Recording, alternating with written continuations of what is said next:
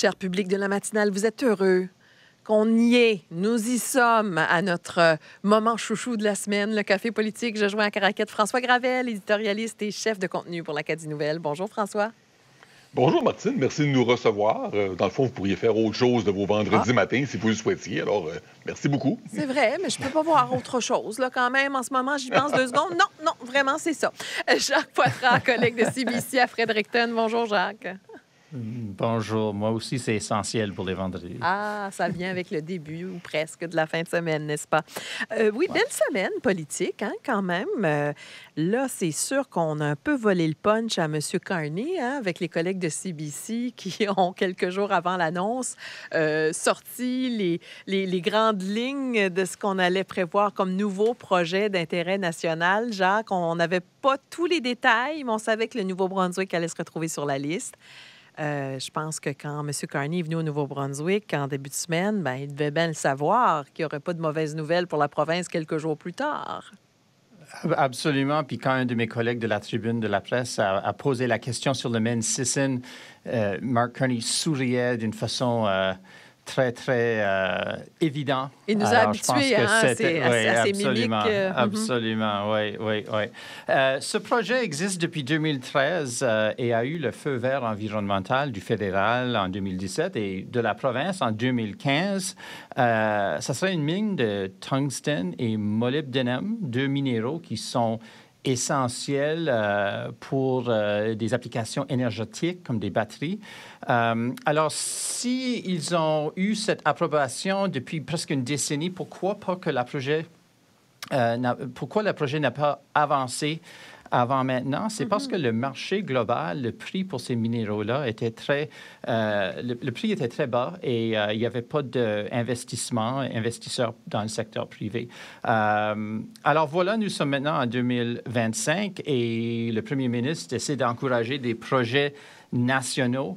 On sait que la Chine contrôle 80% de le marché du tungstène global et que les pays de l'Ouest, les démocraties, veulent empêcher la Chine de contrôler ce marché pour qu'ils peuvent pas influencer le prix puis les achats. Alors voilà, le G7 coordonne des programmes pour encourager les investissements dans ces mines-là. Et maintenant, on est rendu qu'il y a des questions. Est-ce que la révision environnementale, l'entente d'accommodation avec les chefs Wolastoqey qui date de 2017 sont encore bonnes, sont encore valide en vigueur? Est-ce qu'on doit refaire ce travail-là parce que le contexte a tellement évolué? C'est là où la loi fédérale C5 rentre dans la discussion, que ça pourrait aller autour de ces étapes-là pour avancer. C'est ce que ça veut dire accélérer un projet. Exactement. Au fond. Exactement. Merci Jacques. François, là-dessus. Oui, la mine, c'est la définition même d'un projet, Martine, comme ceux que le premier ministre Carney avait en tête là, quand son équipe et lui ont inventé ce concept de projet d'intérêt national. C'est un projet qui a obtenu le feu vert environnemental du gouvernement du Nouveau-Brunswick en 2015, celui du fédéral en 2017. Donc, ça fait 10 ans qu'on attend que ça débloque et qu'on a l'impression qu'il ne se passe rien. Il y a plein de raisons pour ça et c'est pas seulement bureaucratique que Jacques l'a bien expliqué. Il y a aussi l'économie, le prix des minerais, tout ça. Mais bon, créer une mine aussi, ça se fait pas du jour au lendemain, là, évidemment. Là. Ce n'est pas bon, on donne le feu vert et voilà, le lendemain, on creuse. Mais le fait demeure que le dossier n'a pas beaucoup évolué concrètement là, sur le terrain là, depuis une décennie. Et l'idée derrière les projets d'intérêt national de Mark Carney, c'est de servir d'accélérateur, de déterminer quels projets sont stratégiquement importants pour le Canada, puis de déblayer tous les obstacles qui ralentissent leur progression. Alors, c'est une mine. Bon, je connais rien dans le milieu des minéraux critiques, mais on nous explique justement que c'est extrêmement important. L'armée, entre autres, utilise ce minerai-là. Et bon, c'est tellement important, en fait, que même le département de défense des États-Unis ça, l'armée américaine. 20 millions de dollars. C'est pas un peu ironique, ça, François? Je veux dire, 20 millions de l'armée américaine, alors qu'on fait ce programme de projet d'intérêt national en fonction de se dégager de notre lien avec les Américains. Ah oui, ironique et étonnant. C'est un peu bizarre d'imaginer que l'argent de l'armée américaine sert à débloquer un projet au Nouveau-Brunswick ou à pas le débloquer, le financer ou l'aider à lever de terre, si on veut. Alors, mais c'est ce qui se produit. Et du côté du gouvernement du Nouveau-Brunswick, politiquement, tout ça, par contre, est un bon coup. Là. Pas l'investissement de l'armée, évidemment, mais le fait que la mine se retrouve dans la liste des projets d'intérêt national, c'est un bon coup pour la première ministre Susan Holt, qui a fait campagne publiquement dans les derniers mois pour que la prochaine fois soit la bonne, qu'un projet néo-brunswickois se retrouve dans la liste. Si le Nouveau-Brunswick avait encore été ignoré, ça aurait été un coup dur là, pour la première ministre. C'est sans doute un soulagement pour elle d'obtenir enfin un résultat dans ce dossier-là avec le gouvernement Carney. Très bien. On va passer au deuxième café. Et on va rester en quelque sorte dans les ressources naturelles en parlant de consommation d'électricité. Parce que là, un centre de données pourrait voir le jour dans la région de Saint-Jean. Nos données, nos infos dans les nuages, on n'est pas prêt de s'en passer. Il faut stocker ça quelque part. Ça consomme énormément d'électricité. Je vais rester avec vous, François, dans un contexte où Énergie Nouveau-Brunswick dit aux citoyens, on se dépêche à construire et à dire oui à des centrales au gaz parce qu'on va manquer d'électricité pour vous, Néo-Brunswickois et Néo-Brunswickoises. Elle est comme dure à avaler, cette pilule-là. Oh oui, tout à fait. Les centres de données et d'énergie, pour expliquer rapidement, la plupart d'entre eux sont situés aux États-Unis. Et il y a cette crainte-là qui existe, on ne s'est pas toujours dit à voix haute par des politiciens, mais qu'en gros, qu'un gouvernement comme celui de Donald Trump, par exemple, agisse et ordonne, par exemple, à des compagnies comme Google ou Amazon de couper l'Internet, finalement, au Canada, ou de limiter notre accès. Bon, d'où ce désir-là, cet enjeu-là de créer plus de centres de données comme ceux-là en sol canadien. Maintenant, vous l'avez bien dit, Martine, d'un côté, on annonce la construction d'une centrale thermique à Tantramar. On souligne que sans cette énergie supplémentaire qui va être produite, énergie NB risque de se retrouver en pénurie d'électricité d'ici 3 ans. Et de l'autre côté, on donne le feu vert à la construction d'un centre de données à Saint-Jean qui va consommer l'équivalent de la moitié du courant qui va être produit à Tantramar. Et ce qui est encore plus extraordinaire dans ce dossier, je trouve, c'est que le gouvernement provincial ne semble pas avoir une politique claire à propos de ces centres de données-là qui sont très énergivores. Et la même chose était survenue il y a quelques années quand les producteurs de crypto-monnaies se sont fait barrer la route au Québec parce qu'ils dévorent trop d'énergie, qu'ils créent très peu d'emplois. Ce sont de gros centres remplis d'ordinateurs. Et ils créent peu d'activité économique. Alors, ils ont commencé à se tourner vers le Nouveau-Brunswick qui n'était pas prêt. Et c'est ainsi que, je me souviens encore, en janvier 2022, il faisait un froid glacial au Nouveau-Brunswick. Énergie Nouveau-Brunswick avait demandé à la population de prendre des mesures pour diminuer leur consommation d'électricité parce qu'il y avait un pic d'énergie. Et pendant ce temps-là, elle avait pourtant annoncé qu'elle acceptait de vendre de l'électricité à une compagnie de Vancouver pour construire une usine à Bitcoin près de Grand-Sault. Et rapidement, le gouvernement X est intervenu. Il a bloqué les autres projets qui ont suivi. Alors, on voit le même phénomène qui se reproduit ici. Cette fois-ci, ce sont les centres de données. Ils sont énergivores, eux aussi. Ils ne créent pas beaucoup d'emplois. Ils sont accueillis à bras ouverts au Nouveau-Brunswick, même si notre production d'électricité est limitée. C'est le ministre René Legacy qui nous dit que c'est une nouvelle industrie, que le Nouveau-Brunswick ne peut pas laisser passer le train. Mais je me demande si sa position va évoluer quand les demandes vont se multiplier. Jacques, je crois que la compagnie qui voudrait installer ce centre de données dit qu'on va générer la moitié de l'énergie qu'on a besoin. Ou un truc du genre. Je ne sais pas si c'est assez. Absolument. Ouais. Non, c'est 380 mégawatts, dont 199 qu'ils vont générer eux-mêmes avec la gaz naturel et une autre 190 qu'ils attendent recevoir de l'Énergie Nouveau-Brunswick. Ouais, c'est ça. C'est pas exactement que les électrons de Tantramar vont traverser les lignes de transmission jusqu'à Saint-Jean, exactement. Mais en total, le réseau d'énergie Nouveau-Brunswick va tirer 400 mégawatts de Tantramar, comme c'est prévu. C'est ce qui est, ouais. Et vont approvisionner 190 à 700 de données-là. Alors, c'est, comme François dit, c'est à peu près la moitié. Puis ça va tout dans la même réseau. Alors, la question se pose, et le Parti vert pose la question, est-ce que cette centrale à Tantramar est vraiment là parce que Énergie Nouveau-Brunswick attend qu'il va avoir des autres centres de données dans la province? Et parce qu'il disait qu'ils avaient besoin de cette génération-là à cause de la croissance de la population et la croissance économique.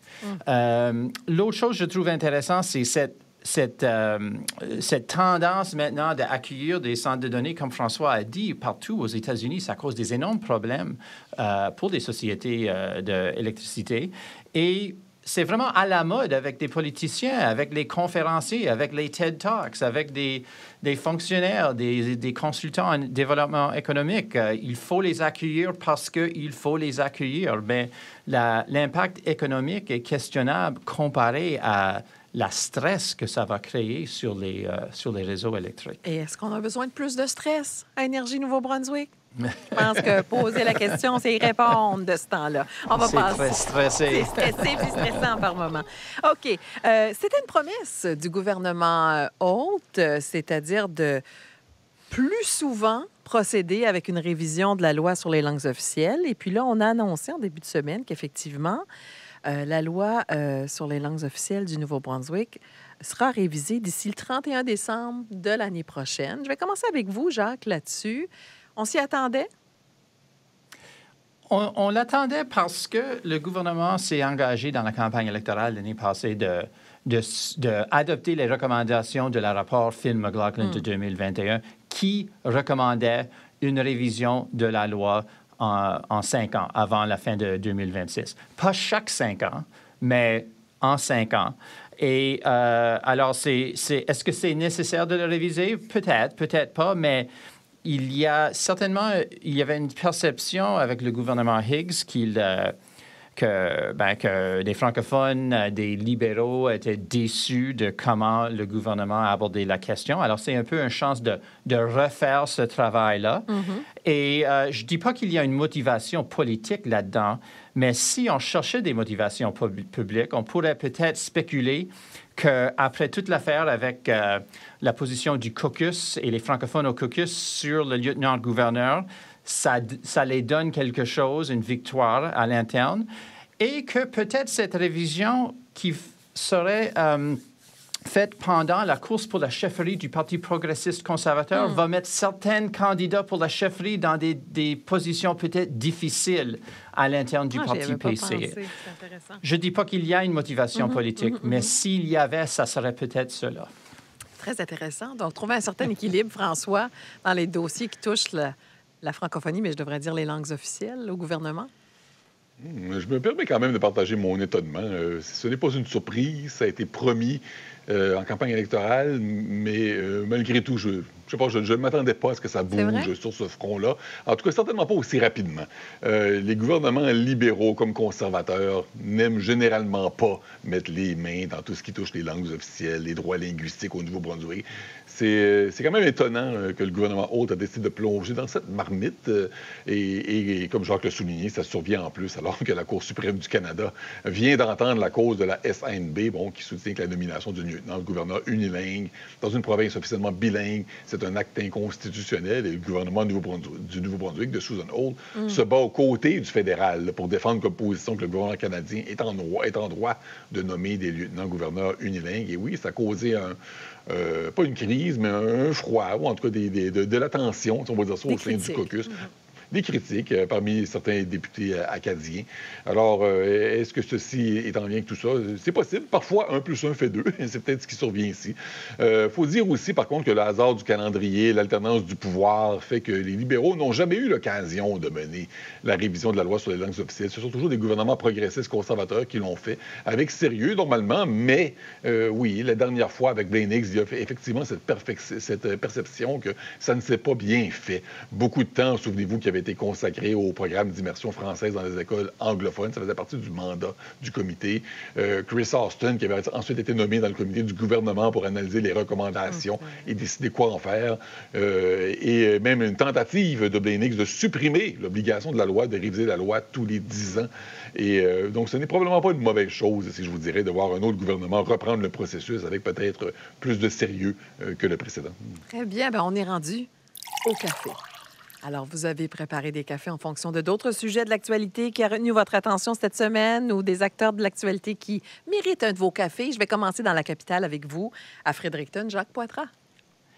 café très, très fort, pas de lait, pas de sucre pour le juge en chef du Cour suprême du Canada, Richard Wagner, qui a montré ses cartes un peu hier pendant l'audience sur la question de la lieutenant-gouverneur unilingue, qui disait que c'était ironique et surprenant que la lieutenant-gouverneur d'une province bilingue était unilingue. On a pu voir peut-être qu'il y avait au moins 2 ou 3 autres juges des 9 qui sont persuadés par la Société des Acadiens. Mais on sait aussi qu'il ne faut pas trop lire dans les commentaires et les questions des juges qui peuvent jouer un peu un rôle de provoquer les avocats au lieu de vraiment indiquer leur tendance. Et café aussi, très fort pour réveiller le ministre du Logement, David Hickey, qui disait la semaine passée que il n'y aura pas de consultation publique sur un projet de logement transitionnel pour les sans-abri dans un quartier résidentiel de Fredericton parce que nous étions en crise puis il fallait avancer très vite sur le dossier. Ben voilà, la session d'information pour le quartier a eu lieu cette semaine et le ministre Hickey a eu une très, très difficile soirée avec beaucoup de résidents qui étaient très, très déçu et pas content de ne pas avoir été consulté. Alors, le vibe de ce gouvernement d'être à l'écoute a peut-être trouvé ses limites cette semaine. C'est un des projets de Marcel Lebrun, ça, il me semble. Exactement. Oui. Ouais. On va suivre ça. François, vos cafés. Et si je peux ajouter sur le commentaire à Jacques, effectivement, ne pas lire nécessairement ce que les juges disent, essayer d'interpréter.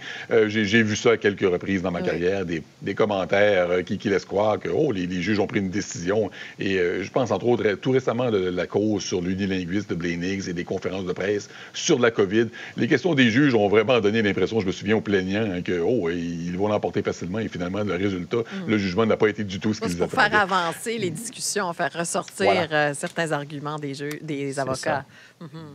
Alors, pour mes cafés, un café, ou plutôt un siège proche d'une cafetière pour le ministre de la Santé, John Dorden, là, qui s'est engagé à passer 24 heures dans la salle d'attente du service. Oui, exactement, dans la salle d'attente du service d'urgence de l'hôpital de Moncton. Alors, il y aura peut-être besoin de plusieurs cafés pour être réveillé pendant la nuit. Le ministre est médecin de profession, donc il sait c'est quoi travailler dans une urgence. Il dit qu'il veut voir comment ça se passe de l'autre côté de la porte. On lui a proposé, on lui a lancé le défi, il a décidé de le relever, même s'il reconnaît que l'expérience ne sera pas parfaite et il ne sera pas malade ni blessé, bien sûr, pendant son attente. J'avoue, cela dit, ignorer ce que le ministre veut vraiment accomplir. Qu'est-ce qu'il souhaite apprendre, en fait, qu'il ne sait pas déjà, là, à part montrer qu'il a de l'empathie pour les patients. Ce n'est pas si clair. J'ai hâte d'entendre ses conclusions, s'il y en a. L'utilité de l'exercice reste à démontrer. Un autre café, celui-là de type qu'on avale un petit peu de travers, et lui, c'est au premier ministre canadien Mark Carney, qui était à Fredericton au début de la semaine. Il s'est fait demander par les journalistes une question qui l'a complètement pris au dépourvu. C'était à propos du remboursement réclamé par le gouvernement Holt en raison du congé de la TVH qui a été imposé par Justin Trudeau l'année dernière, qui a coûté de 50 à 70 millions de dollars au trésor public du gouvernement du Nouveau-Brunswick. Donc, M. Carney s'est fait demander par la presse quelle était sa position. Il n'avait aucune idée de quoi on lui parlait. Il s'est d'abord tourné vers Dominique Leblanc, l'air de lui dire c'est quoi cette de histoire. Quoi est-ce qu'on parle? Avant d'ensuite reconnaître qu'il n'était pas au courant du tout du dossier. Là. I don't know the issue. Là. Je ne suis pas au courant. C'est ce qu'il a dit. Il faut comprendre, je ne blâme pas le premier ministre Carney ici. Là. Le premier ministre du Canada ne peut pas tout savoir tout le temps. Quand il se déplace en région, il se fait briefer d'abord. Là. Ça lui permet d'arriver une fois sur les lieux, de vanter le député local, là, de lui dire que devant les médias que son député ne rate jamais une occasion de parler de sa région, et particulièrement de tel ou tel enjeu extrêmement important localement, mais qui ne fait pas du tout réagir au bureau du premier ministre à Ottawa. Clairement, ce travail-là n'a pas été fait dans le dossier du contentieux de la TVH. C'était, je crois, le rôle beaucoup à Dominique Leblanc de le faire. Il n'a peut-être pas jugé que ce contentieux-là méritait d'être abordé avant cette réunion-là. Susan Holt, qui dit pourtant faire de l'enjeu une priorité, elle non plus, n'a pas abordé le sujet, semble-t-il, avec son invité. Ce qui fait que c'est elle, dans le fond, qui n'a pas bien paru dans cette histoire-là. Et voilà, tous les cafés sont servis. Eh bien, je vous en renvoie 2 bons, chauds et réconfortants. Merci beaucoup, Jacques Poitras et François Gravel. À la semaine prochaine. Merci, à la prochaine. Merci, au revoir.